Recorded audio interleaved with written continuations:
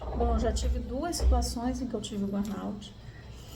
A primeira situação foi exatamente quando eu fiz a minha transição, o que me levou a fazer a transição de carreira. Eu trabalhava no mundo corporativo antes de ser professora universitária e eu comecei a me sentir muito sobrecarregada, eu comecei a estar exausta o tempo inteiro, eu comecei a passar mal no trabalho e eu achava que isso era por conta da quantidade de trabalho mesmo. Eu esquecia muita coisa, eu não conseguia me concentrar direito, então e me sentia sempre muito cansada.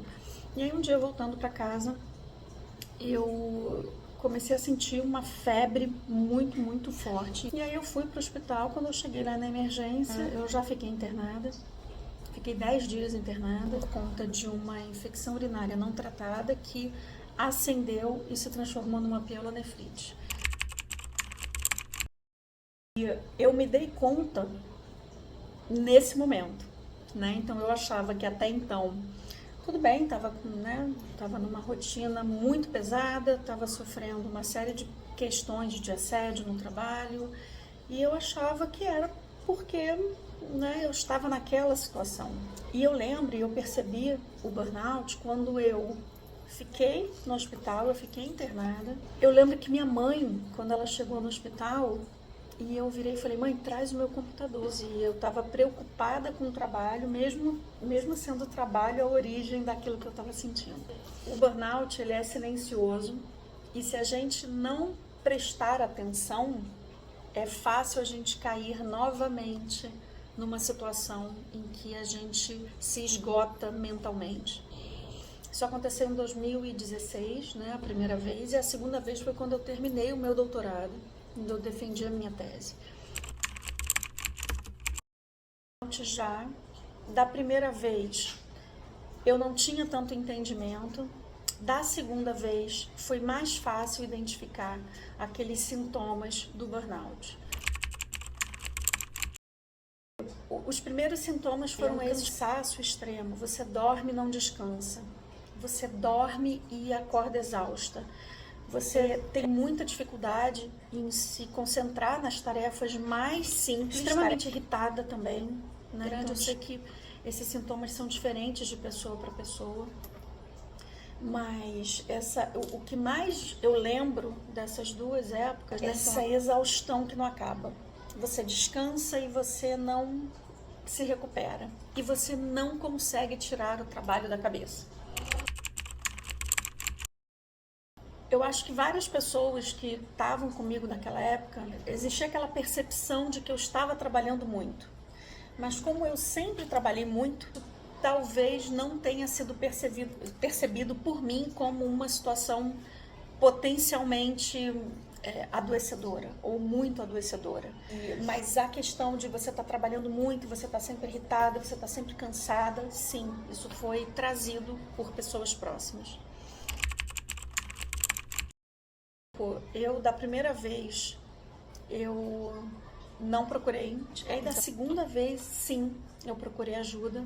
Eu fui a uma neurologista, fui a uma psicóloga, fecharam o diagnóstico de burnout. Eu comecei a fazer atividade física, comecei a estabelecer alguns prazos, alguns períodos em que eu de fato não trabalhava, né? Tentando entender ali o que eu poderia fazer para ter esse tempo de qualidade de descanso.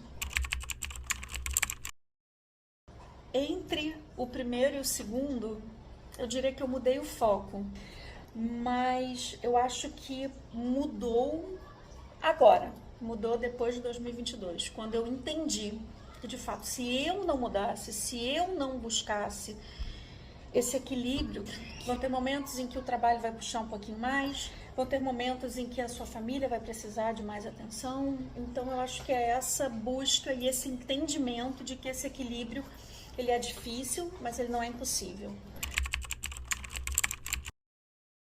É avaliar de forma muito atenta como eu estou me sentindo. Então eu presto atenção nisso e aí eu dou uma parada. Faço atividade física, então a atividade física passou a fazer parte da minha rotina. E uma outra coisa que que aí é uma questão pessoal, mas eu acho que é a parte espiritual, né? Você buscar dentro da sua fé, dentro das suas crenças, buscar essa conexão, seja com a natureza, seja com, né, com o que você acredita. Eu acho que isso é muito importante. Ajuda. Acho que o primeiro é você entender que você não está sozinha. A gente tem um percentual significativo da população mundial. Essa velocidade do mundo não é a sua velocidade, você não tem que seguir essa velocidade. E que a cada decisão você tem uma renúncia. Então, o que você não está fazendo é o que não dá, é o que não está na sua prioridade, você não vai estar em todos os lugares, você não vai atender a todo mundo, você não vai ser presente em todos os momentos, não vai estar presente em todos os momentos, e você também não precisa agradar a todos. O segundo é você conversar com as pessoas. Eu acho que é você buscar ajuda de um psicólogo, de um psiquiatra, você conversar com seus amigos e abrir espaço para que você receba ajuda.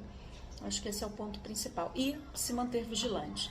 Eu sou a prova viva de que, em caso de não atenção e de não vigilância, a gente acaba entrando na rodinha de hamster novamente, e é isso.